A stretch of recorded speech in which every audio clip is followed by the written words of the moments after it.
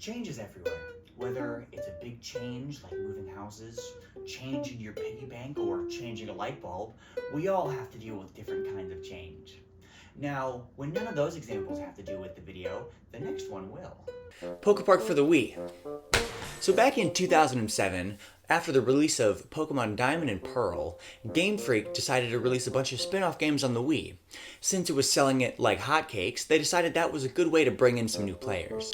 PokePark was released from late 2009 to 2010 across the world, and had the player playing as Pikachu, who has fallen with his friends into the mysterious Pokepark, and is trying to escape while also restoring balance. The game starts off with Mew coming to you in a dream saying that the Pokepark is in disarray, and none other than Pokemon's mascot Pikachu can save the day. There are pieces of this big sky prism shattered around the Pokepark, and since everybody's too stupid to do something about it, you are tasked with piecing them all back together. It then transitions to Pikachu and his three friends playing in the town of White Note background, where they all mysteriously fall into a hole. Upon falling into the Pokepark, you meet Chatot, among a few other Pokemon who are ready to help you start your adventure. So each area in the Pokepark is broken up into these zones, with the first one we're going to being the Meadow Zone. Upon arriving to the area while looking for our friend Chikorita, we notice that there is some turmoil in between the Pokemon. Upon further inspection, you find out that there are these minigames called attractions. Now, there are a bunch of them in each zone, yet the leader, Venusaur, won't let anybody play. Why? Because he's scared. Some Pokemon in the area are very strictly against playing in attractions, so you have to fight them in order to get past.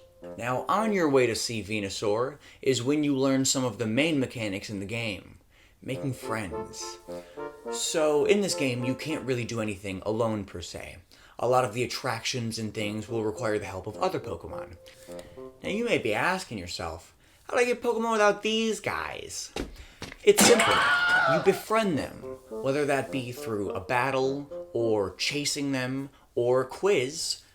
Those are actually the only ways in this game to befriend Pokemon. It gets really stale by the end. There is a little bit of variation as the game goes on. Some Pokemon will be flying or really fast. There's really not much. It's not enough to want to befriend every single Pokemon. Once you show Venusaur the power of friendship, which is a common theme in this game, he decides that if you beat his attraction, he'll let everyone play again. After beating his attraction and letting attractions be played in the Meadow Zone again, Venusaur tells you that him, Empoleon, and Blaziken are the three zone keepers, but they're in a fight right now. And he tasks you with fixing their relationship, because why do it yourself? After leaving the Meadow Zone, you enter the meeting place. Now, this is kind of like a hub in between worlds, and hey look, it even comes with its own dead tree. You're also able to upgrade some of Pikachu's abilities, like how Ponyta can raise your speed, Bibarel can raise your health, and Primeape can teach you Iron Tail. Huh, that's weird, he doesn't have a tail. I wonder what he could be using. Oh no! Upon arriving to the beach zone, you learn that Empoleon has fled to the ice zone to watch sad Bart Simpson edits and order Taco Bell off of Uber Eats. Meanwhile, Feraligatr and Gyarados are duking it out to see who's going to be the new leader of the beach zone. After defeating Pelipper's attraction, you ask Bidoof for his help on building a bridge to get to Gyarados. This is the start of a horrible, horrible trend in this game. Okay, so basically there's a lot of times in this game where Pikachu has to carry something and bring it from point A to point B. Now, that doesn't sound too bad, right? It is. So, Pikachu is really slow. I mean really slow. Not when you're running, or, eventually when you upgrade your speed all the way, you're super fast. Not when you're walking, it doesn't upgrade your walking speed. It's the length of how far you have to carry some things in this game that make it feel like, I don't want to do it. But, back to the story. Once you beat Gyarados' attraction, because of course he has one of those, he realizes he's been an asshole and lets you through to the ice zone. Simple as that. Not like the Pokepark's in peril or anything. Once you enter the ice zone, you realize that the ground isn't the only thing frozen over. Mamoswine is frozen in a block of ice at the end of a lake so that no one can get into Empoleon's gate. After doing some more quests to get some Pokemon to show up, Frostlass then freezes the lake so that you're able to run over and break Mamoswine free. Once he's free, he then breaks down Empoleon's gate. Upon meeting Empoleon, he tells you that he will only go back to the beach zone if, guess what, you clear his attraction. We're starting to get a theme here. After sliding down this mountain and beating Empoleon's attraction, he's fine. He's better now. He just had to see the power of friendship and whimsy and fun, I guess. Ooh, baby, now we're getting into the cavern zone.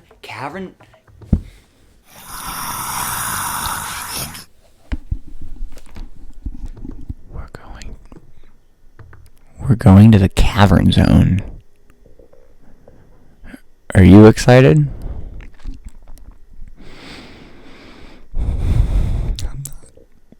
I'm not. To get to Blaziken, you first have to go through the cavern zone. But the rail and minecart are missing. Well, Gible has the minecart, so we're good there. But where's the rail? This is the start of a stupid fucking goose chase. Get ready for the next 45 minutes. And after eventually getting the rail under Snorlax, because, of course, you have to kill Gible. He won't give you the minecart. You gotta do what has to be done. After you commit a crime that has forever changed your life and the life of those around you, it's off to the lava zone.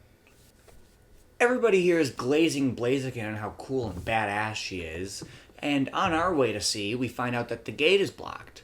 What we now have to do is what I was complaining about earlier, carrying things up and down and up and down. So, it's not like horribly long, but then they add Torkoal. Torkoal terrorized me as a kid. I remember I spent, maybe 2 months, over the course of 2 months, on and off playing this game as a kid. The point where you have to get the lever, you have to go to the drill, and then go back down. At that point, you've gone up and down 3 times. Those Torkoal fucked me up as a kid. It fucked me up as a kid. That changed me. So after beating Rhyperior's top attraction, you go up to Blaziken, and she tells you that you have to also beat Bastiodon's attraction. Now, hey, listen, wait. I love this little guy. I love his evolution too. This is Shieldon. Bastiodon is the one with the attraction, and it is the slowest thing in the world. It's not just slow, but all of the other attractions have, an end point. This one, you can just go forever, and it's so slow that, it's not hard. It's not hard in the slightest for anybody. No one has ever had a tough time with Bastiodon's attraction. I played it for 20 minutes for some reason, because I didn't know what I had to do. I thought I might have been doing something wrong, but no, I got the score I needed, and it didn't end. I don't want to play that game for that long. So yeah, once you then defeat Blaziken's attraction, which is actually pretty fun, by the way. I like that you're kind of... See, that one you can actually play as Bastiodon, and you're slamming your head on rocks. That's actually it. You can also play as Groudon. It's something I'll get into a little bit later. Don't worry, it's not as exciting as you think it is. Now for this next one, I don't want you to get scared. So, you and your friends try to blow up the balloon, and it doesn't work because there's a huge fucking gaping hole in it. Misdreavus tells you that in the meantime, you should ask Miss Magius on more information on the Sky Pillar, which is the end goal and where you're trying to reach. When you get to the haunted zone, everybody is so scared from the haunted house that you have to play an attraction. Ooh. Oh. After proving your worthiness, you are shown into the house by Duskull, and are shown around by Duskull. It's not that scary. It's not that scary. But I will say, the environments do feel really fleshed out. Once you're playing with all the Pokemon and more Pokemon show up, it doesn't feel like just tiny empty rooms, which is cool. That's good. You would hope that the video game that does already have very small areas would make those areas at least feel a little lived in. After completing yet another attraction, you are let into the back room where they have spooky parties, and Pichu is there. I don't know, and I don't know when to stop this. But basically, everyone tells you that they want to have a big party to get Miss Magius out of the library. And to do that, you have to get Spinarak string to fix the piano. Once that's all said and done, Miss Magius comes to the party room and tells you that she needs a little bit more time to figure out the Sky Pillar. Now, wouldn't you have it? Rotom is also lost. Might as well find Rotom while you're waiting. So once you enter the library, Duskull tells you that you need to find a book. And then it's a few feet away from you. Upon finding that book and putting it into its slot in the bookshelf opens. And upon going down the creepy... Fucking Jesus.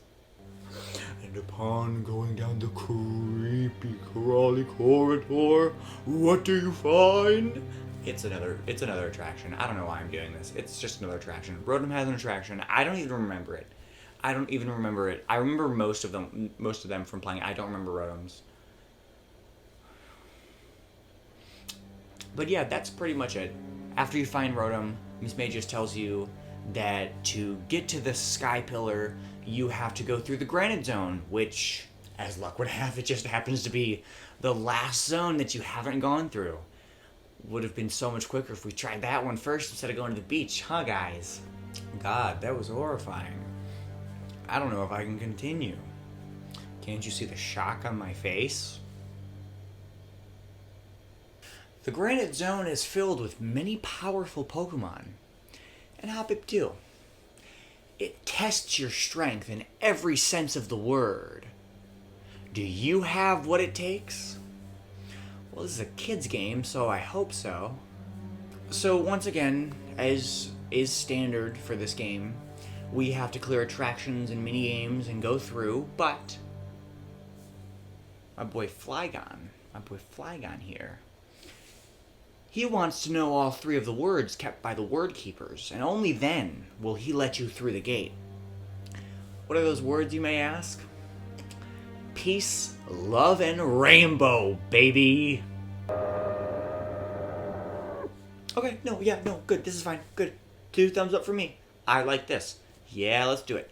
After getting through the Granite Zone, finally, all you want is the sweet, sweet release of death. To never, ever have to play another attraction ever again. But then the Grim Reaper comes in, and he says, "Hey, baby, I got one more for ya!" This is the Flower Zone. This is a very tiny, tiny zone, only for plot. That's what it's here for. There's nothing else. There's so much of nothing and nothing else that all you do in this zone is backtrack to other zones. Isn't that fun? And if you make the same mistake I did and don't interact with the Drifblim that's in each area, then you're gonna have to actually run around and run back and forth, and that's so fun. And then at that point, what's the point of getting the stop done because you're almost done with the game? It's stupid. Okay, so finally, after all of that, you get this mirror, you put it on a thing, Rayquaza comes down. Why wasn't he here to begin with? I don't know. I don't think anyone actually cares about what's happening in the Pokepark. But, so basically, he has another attraction, and then you play it, and it's on a balloon. And it's actually, I'm going to be honest, this is one of the more fun ones. You're running on a balloon and you're trying to get through the rings, and after that it actually turns into like a little shooter where you turn the Wii remote and you start shooting. It's fun. It's fun enough. After all this, Shaman tells you that she can't fly you there because you can't fly. Yeah, no shit. That's why I'm asking you. But the plot balloon comes in and brings you to the Sky Pillar anyways. Finally, we are at the Sky Pillar. I mean, this is the biggest point of the game. This is the end. Right? Right? Please tell me it's the end. So of course that would be too simple. Mew wants to play with us because we need one more friendship bond to save the Pokepark. Just go play with Bonsly instead, fix that shit quicker. So you have to do a little parkour challenge, which there's a few of them throughout the game. They're not that hard, except the first one. That one's a struggle. There's you battle 3 times.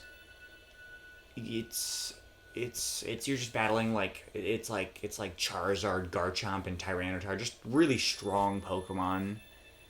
And then you're playing a game of chase. So you're just doing all of the 3 mini games. I'm surprised he didn't quiz you and then grab into your chest, rip your fucking heart out, because that's what this game feels like. By the end, that's what this game feels like. I loved this game as a kid. And I was partially worried that I was just going to be super nostalgic the whole time. Like, oh my god, I love this game. Everything about this game is amazing. It seems awesome. I love it so much. But no, I tried to take off the bias glasses. But yeah, by the end, once you beat Mew in all the little fun friendship games, he goes, "Oh, that was awesome," and then does the thing that he should have done from the beginning, which is fixing the Pokepark, and then everyone's happy and they're all friends again. That's it. that's the story. So it got middle of the road reviews from critics. Kind of understandably so. I mean, don't get me wrong, as a kid, I loved this game. I'd give this game a 10 out of 10 as a child. And granted, that's the target audience for this game. So I think it's a good game for children, obviously. But as a grown man playing this game, as a fine connoisseur of video games, I gotta say, it's mid. Yeah. It's mid. I like the soundtrack. I did the little ukulele thing at the start. Soundtrack's kind of fun. It's nothing to write home about. It's not that good. Yeah, it's mid. This whole game is mid. Yeah. Okay. So so the thing is, this isn't even the first time. This isn't the first spin-off game that they've made. So there's no real reason that this game should be as bland as it is. Besides the main story, you can play the attractions with all the Pokemon, which doesn't really give you that different of an experience. There might be a different experience with the best and the worst at an attraction, but that's really it. They have some mystery codes. You're able to get one from. There's a little sign that pops up at the tree in the meeting place once you beat the game. But it's not like you can even play with that Pokemon in the overworld, or even see them in the overworld. I'm pretty sure. I think it's just in the mini games. So it's feels like they just kind of added a little bit of shit just to add it. Yeah, I don't. This is a game. This is a Pokemon game to play if you like the world. If you like the world and you like the Pokemon and you just want more of it, yeah, you'll probably have fun playing through it for the first time if you've never played through it. But if you're someone who just plays a little Pokemon here and there, isn't really too fond of it, I would just give it a pass. Yeah. But yeah, let me know what you guys think about the new lighting. I was gonna show it, but I have a bunch of dirty dishes, so I'm not gonna. want you guys to see that. But okay, bye.